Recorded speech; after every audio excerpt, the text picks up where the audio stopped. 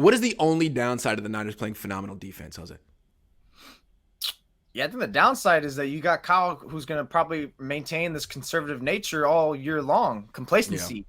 That's what I thought of, and I thought of that. I thought of this question the moment one of his first few answers, he said, "Well, it's good. It's no, we don't got to play great offense or something like that." He said something along the lines of maybe he said perfect or great, whatever the point is. It's like it's good knowing that we don't have to be great this drive, whatever. It's like okay, so you can go out there multiple drives and be like, whatever, run, pass, it's fine. Defense, get out there, you got it. Justice was burning the clock down, and it's like what? Like, look, man, I get it for this game, but I hope he's not thinking that mentality or the offense for the rest of the game. And again, we talked about Kyle's lack of accountability. That's a certain degree of lack of accountability right there, and that's something that's going to be heard from the freaking offensive locker room from the players.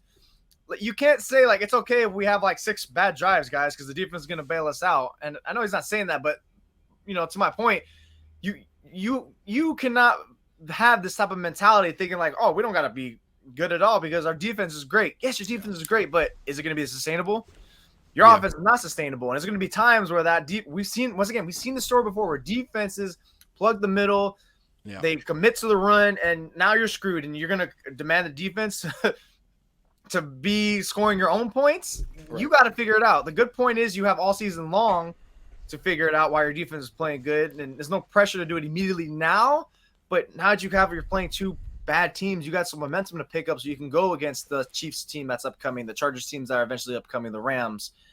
You kind of have to start picking it up and try to build yourself some type of a head start. It seems like Kyle Shanahan puts his offense in the garage after like the script, like by halftime. It's like, oh, we have 14 points. Shut it down. We're good. We're good. We'll get like a field goal later, and then we'll just win with 17. Like, dude, that's not enough. And, I feel like Andy Reid used to be that way when he had Alex Smith as his quarterback. When Alex Smith was Andy Reid's quarterback, he would have this great script. And they would score early, and they would take a lead, and then they would just do nothing the rest of the game. And it ended up being this really close game. It's like, how are they? You jumped all over him. What are you doing? Like, what happened to the aggression you showed in the first quarter? He used to do that shit all the time, and I never understood with Andy Reid. And how could he really be a genius doing stuff like that? All of a sudden, he gets Mahomes, and now he's aggressive all the time, as he should be. Kyle is that way. Like, I feel like if you just survive his script, if you can get through his first 20, 25 plays without giving up 2 touchdowns, you just might win. If you're trailing by only 5 or fewer points at halftime, you're in good spot because he's done with his offense at halftime. He might get 3 points. This year, they have 16 points after halftime. 16. On offense, Talanoa has 7 on his own. That was clutch. But that's the thing. It's like the Niners are so good, and yet we're in position to lose to the Rams, who are not good, because the offense just did nothing in the second half. 3 points. And eventually, the defense gets tired. Fortunately, Talanoa Hufanga did that, but he's not going to do that every week. He's not. The offense will do that every week, though. That's their pattern. So not playing Matt Stafford every week. No.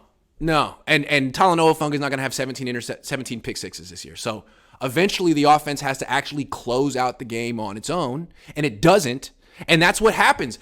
We've seen it, and like people that support Kyle Shanahan be like, well, the defense collapsed in the Super Bowl and in the NFC Championship game. Yeah, that's what's going to keep happening to this team if the offense does nothing. Defense is going to get tired. That's the pattern. And we saw it happen on Monday night. Fortunately, one guy made a play, but that's not going to happen every week. So, figured out. Chris says 16, 27, 239. 9 of his completions were at or behind the line of scrimmage. Only 2 had double-digit. Oh, man.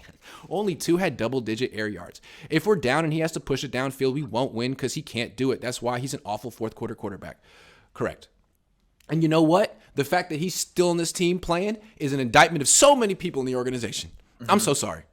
This never should have happened. If Steve Mariucci were the coach of this team and he still had Jimmy Garoppolo, we would be making fun of him. Making fun. That's the thing. If this was another coach, we'd be making fun of him. But it's Kyle, and you don't make fun of Kyle. His dad won a Super Bowl. They're kind of like football royalty. But look at this, man. Look at this. Crazy. Steve Mariucci got fired after year 6 with a record of, I think, 59-37, something like that.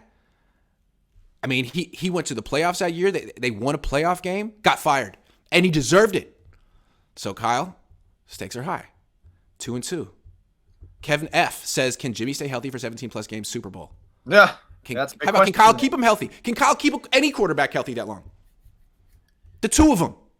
That's critical. Edgardo says, will we ever see a game like the Niners versus Saints 2019? Hell no. I'd be shocked. That feels like years ago. I know that's 3 years ago, but that feels like forever ago.